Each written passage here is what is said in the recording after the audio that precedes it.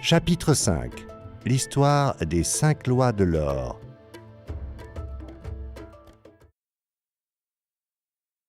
Un lourd sac d'or, ou une tablette d'argile contenant des paroles de sagesse. Si vous aviez le choix, lequel choisiriez-vous? L'or, l'or, répondirent les 27 en chœur. Le vieux Kalabab sourit d'un air entendu. Oyez, reprit-il en levant la main. Écoutez les chiens sauvages dans la nuit. Ils hurlent et gémissent car ils sont maigres et affamés. Or, si vous les nourrissez, que font-ils? Ils se battent et se pavanent, puis ils se battent et se pavanent encore, sans penser au lendemain qui se lèvera assurément. Il en va de même avec les fils de l'homme. Donnez-leur le choix entre l'or et la sagesse, et que font-ils? Ils ignorent la sagesse et dilapident l'or. Le lendemain, ils gémissent car ils n'ont plus d'or. L'or est réservé à ceux qui connaissent et respectent ses lois. Kalabab resserra sa tunique blanche autour de ses jambes minces, car une brise nocturne fraîche s'était levée. Parce que vous m'avez servi fidèlement durant ce long voyage, que vous vous êtes bien occupé de mes chameaux, que vous avez peiné sans vous plaindre en traversant les sables chauds du désert, et que vous avez bravement combattu les voleurs qui ont cherché à piller ma marchandise, je vous conterai ce soir l'histoire des 5 lois de l'or, que vous n'avez encore jamais entendues. Écoutez et prêtez grande attention à mes paroles, car si vous en comprenez le sens et en tenez compte, dans les jours à venir, vous aurez beaucoup d'or. Il s'interrompit pour faire plus grande impression. Au-dessus de leur tête, les étoiles brillaient vivement dans les cieux bleu nuit dégagés de Babylone. Derrière le groupe se dressaient leurs tentes délavées, enfoncées avec des piquets pour les protéger des potentielles tempêtes du désert. À côté des tentes étaient soigneusement empilés des ballots de marchandises, couverts de peaux. À proximité, le troupeau de chameaux était étendu sur le sable, certains en train de ruminer, d'autres en train de ronfler bruyamment. « Tu nous as conté de nombreuses bonnes histoires, Kalabab, » déclara le chef de caravane. « Nous nous fions à ta sagesse pour nous guider demain, quand notre service prendra fin. » Je n'ai fait que vous raconter mes aventures dans des contrées lointaines et étranges. Ce soir, en revanche, je vais vous narrer la sagesse d'Arcade, homme sage et riche. « Nous avons beaucoup entendu parler de lui, » dit le chef de la caravane d'un ton incisif, « car il est l'homme le plus riche ayant vécu à Babylone. » Le plus riche, en effet, et ce parce qu'il était sage en ce qui concerne l'or, comme nul homme ne l'avait été avant lui. Ce soir, je vais vous confier sa grande sagesse, comme elle me l'a été transmise par Nomazir, son fils, il y a de nombreuses années à Nineveh, quand j'étais jeune garçon. Mon maître et moi-même nous étions restés tard dans la nuit au palais de Nomazir. J'avais aidé mon maître à porter de gros paquets de somptueux tapis que Nomazir voulait tester les uns après les autres, jusqu'à avoir satisfait son choix de couleur. Enfin, il fut content et nous ordonna de nous asseoir à ses côtés pour déguster un rare cru, odorant aux narines et qui me réchauffa l'estomac, moi qui étais peu accoutumé à de tels breuvages. Ensuite, il nous fit part du récit de la grande sagesse d'Arcade, son père, tel que je vais vous le conter. À Babylone, il est de coutume, comme vous le savez, que les fils de pères fortunés vivent avec leurs parents en attendant d'hériter de leur fortune. Arcade n'approuvait pas cette coutume. Ainsi, quand le jeune Nomazir arriva au domaine, son père le fit entrer et lui dit « Mon fils, il est de mon désir que tu me succèdes au domaine. Mais d'abord, tu vas devoir me prouver que tu es capable de le gérer judicieusement. Ainsi, je souhaite que tu parcours le monde et que tu démontres ta capacité à acquérir de l'or et à te faire respecter parmi les hommes. Pour te donner un bon départ, je vais te confier 2 choses qui m'ont été refusées quand j'ai commencé, jeune homme pauvre, à bâtir ma fortune. D'abord, je vais t'offrir un sac d'or. Si tu l'utilises sagement, il formera la base de ton succès futur. Ensuite, je vais te donner cette tablette d'argile sur laquelle sont gravées les 5 lois de l'or. Si tu parviens à les employer dans tes propres entreprises, elles t'apporteront compétence et sécurité. Dans 10 ans à compter de ce jour, tu reviendras à la maison de ton père et tu me feras un compte-rendu. Si tu t'avères digne, je ferai de toi l'héritier de mon domaine. Dans le cas contraire, j'en ferai don au prêtre afin qu'il négocie l'avenir de mon âme avec le bon Dieu. » Ainsi, Nomazir partit faire son propre chemin, accompagné de son sac d'or et de la tablette d'argile, soigneusement enveloppée dans un tissu de soie, de son esclave et des chevaux sur lesquels ils chevauchèrent. Les 10 années passèrent et Nomazir, comme il était convenu, revint à la maison de son père, qui organisa un grand festin en son honneur, auquel il invita de nombreux amis et proches. À la fin du festin, le père et la mère montèrent sur leurs fauteuils, tels des trônes, au fond du grand hall, et Nomazir se tint devant eux pour rendre compte de ses agissements, comme il l'avait promis à son père. C'était le soir. La salle était enfumée par les mèches des lampes à huile qui l'éclairaient faiblement. Des esclaves vêtus de tuniques et de vestes tissées blanches battaient l'air humide avec de longues frondes de palmiers.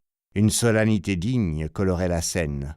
La femme de Nomazir et leurs 2 jeunes fils, ainsi que leurs amis et autres membres de la famille, étaient assis derrière lui, sur des tapis, à l'écoute. « Mon père, commença-t-il avec déférence, je m'incline devant ta sagesse. Il y a 10 ans, alors que je me tenais aux portes de la maturité, tu m'as demandé de partir et de devenir un homme parmi les hommes au lieu de rester le vassal de ta fortune. Tu m'as généreusement fait don de ton or. Tu m'as généreusement fait don de ta sagesse. Quant à l'or, hélas, je dois reconnaître l'avoir désastreusement géré. Il s'est échappé de mes mains inexpérimentées, comme un lièvre s'échappe à la première opportunité des mains du jeune qui le capture. » Le père sourit avec indulgence. « Continue, mon fils, ton récit m'intéresse dans tous ses détails. » Je décidai de me rendre à Nineveh, car c'était une ville en pleine croissance, dans l'espoir d'y trouver des opportunités. Je me joignis à une caravane et me fis de nombreux amis parmi ses membres. En faisaient partie 2 hommes qui s'exprimaient bien et avaient le plus beau des canassons blancs, aussi prestes que le vent. Alors que nous voyagions, ils me dirent en toute confidentialité qu'à Nineveh se trouvait un homme riche qui possédait un cheval si rapide qu'il n'avait jamais été battu.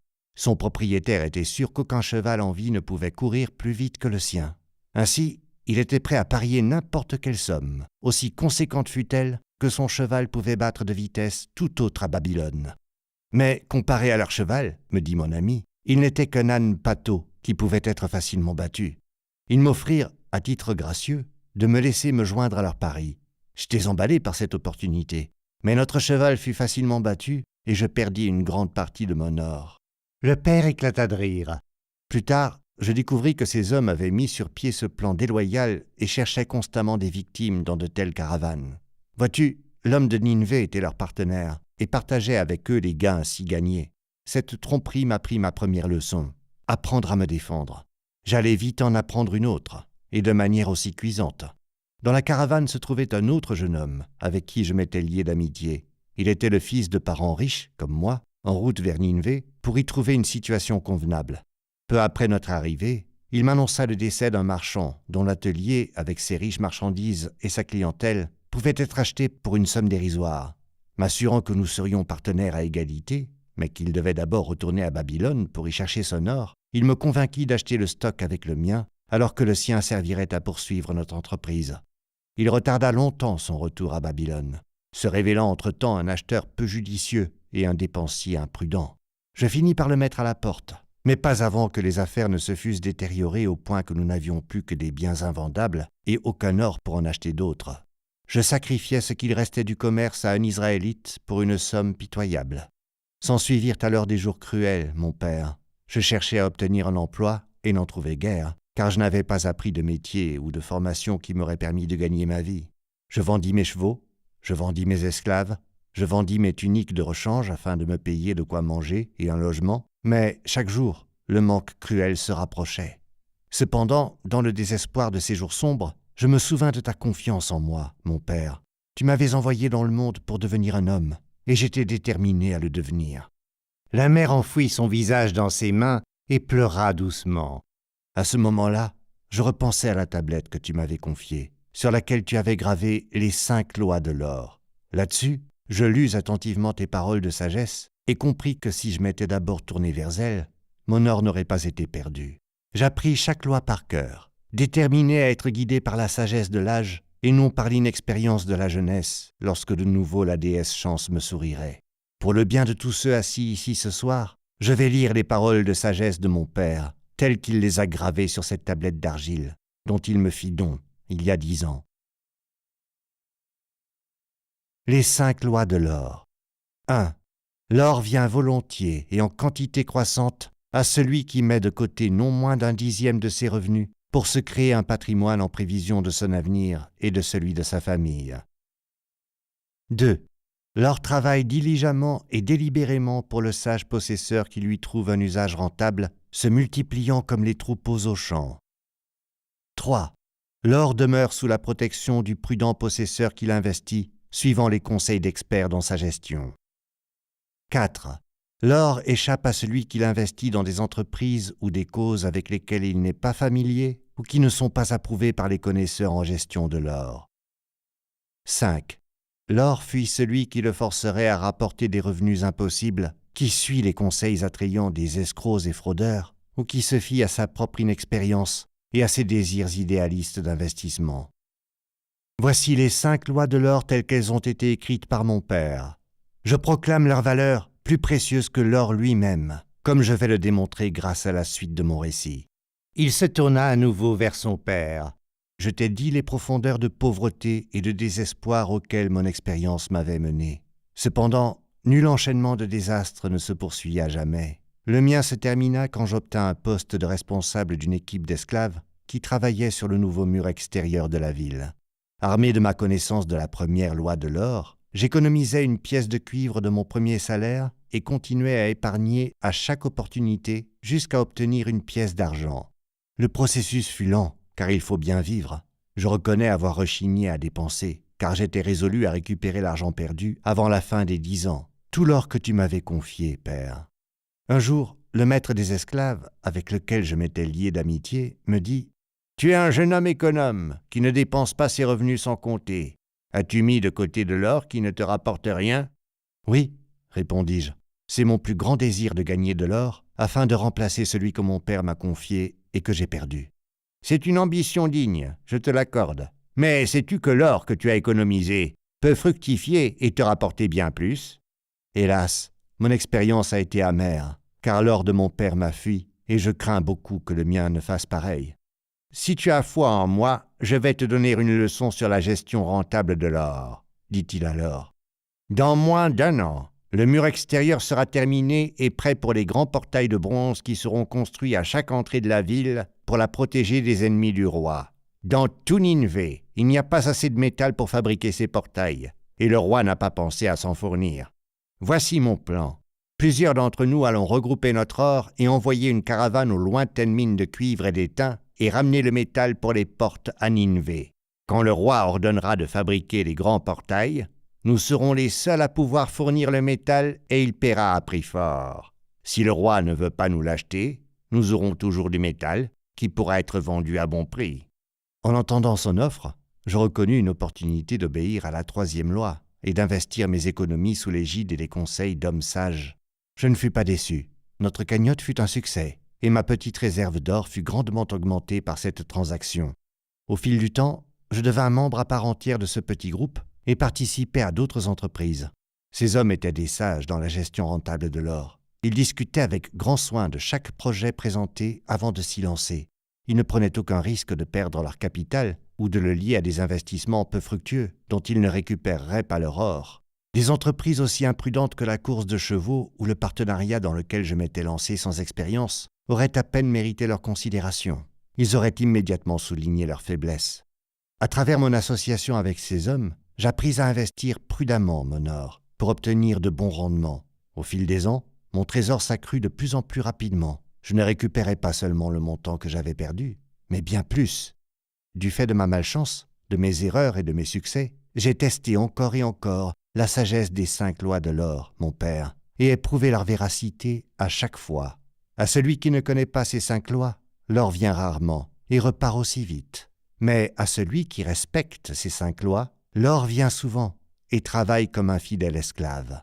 Nomasir s'interrompit et fit signe à un esclave au fond de la salle. L'esclave apporta un à la fois 3 lourds sacs de cuir. Nomasir prit l'un d'eux et le posa aux pieds de son père avant de reprendre la parole. « Tu m'as confié un sac d'or de Babylone. Contemple à sa place un sac d'or de Nineveh de poids égal. Un échange équitable, comme tous en conviendront. Tu m'as également confié une tablette d'argile renfermant ta sagesse. Et vois, à sa place, je te ramène 2 sacs d'or. » Sur ce, il prit les 2 autres sacs des mains de l'esclave et, comme pour le premier, les posa aux pieds de son père. « Je fais ceci pour te prouver, mon père, la valeur plus importante que j'accorde à ta sagesse qu'à ton or. Pourtant, qui peut mesurer en sacs d'or la valeur du bon sens? Sans bon sens, l'or est vite perdu par ceux qui le possèdent, alors que grâce au bon sens, l'or peut être obtenu par ceux qui n'en ont pas, comme le prouvent ces 3 sacs d'or.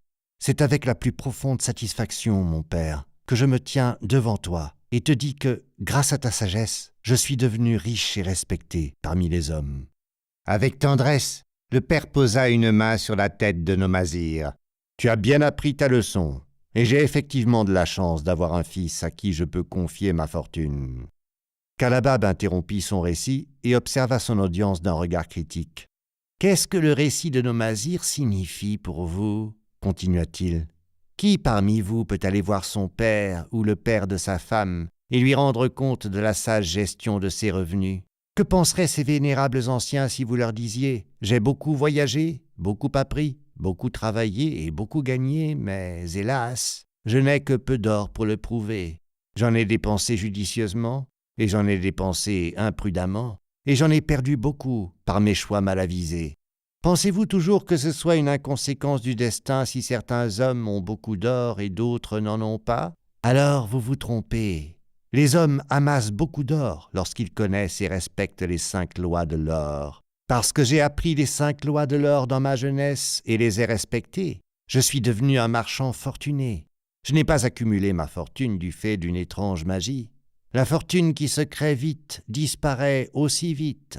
La fortune qui perdure pour combler son possesseur vient graduellement, car elle est un enfant né de la connaissance et d'une détermination tenace. Amasser une fortune n'est qu'un léger fardeau pour l'homme réfléchi. C'est porter ce fardeau systématiquement, année après année, qui mène à l'accomplissement final. Les 5 lois de l'or offrent une riche récompense à ceux qui leur obéissent. Chacune de ces 5 lois a un sens très riche, et au risque que vous les ayez oubliées dans la brièveté de mon histoire, je vais maintenant les répéter. Je les connais chacune par cœur, car dans ma jeunesse, j'avais compris leur valeur et ne me satisfis pas tant que je ne les connaissais pas mot à mot.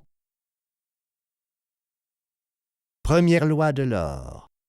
L'or vient volontiers et en quantité croissante à celui qui met de côté non moins d'un 10e de ses revenus pour se créer un patrimoine en prévision de son avenir et de celui de sa famille. Tout homme qui met systématiquement de côté un 10e de ses revenus et l'investit prudemment s'assurera de créer une fortune précieuse qui lui rapportera des revenus à l'avenir et garantira également la sécurité de sa famille au cas où Dieu le rappelle au monde des ténèbres. Cette loi dit aussi que l'or vient volontiers à un tel homme. Je peux le certifier dans ma propre vie.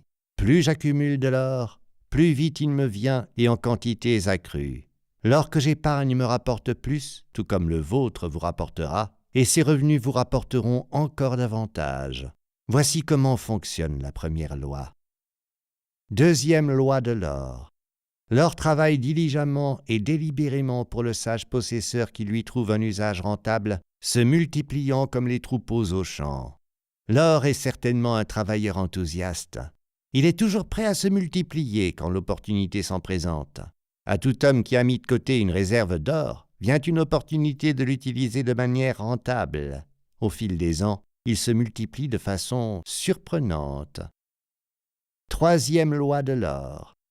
L'or demeure sous la protection du prudent possesseur qui l'investit, suivant les conseils d'experts dans sa gestion.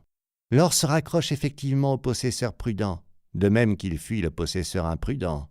Celui qui recherche les conseils des experts en gestion de l'or apprend vite à ne pas mettre son trésor en péril, mais à préserver sa sécurité et à tirer la satisfaction de son accroissement continu. Quatrième loi de l'or.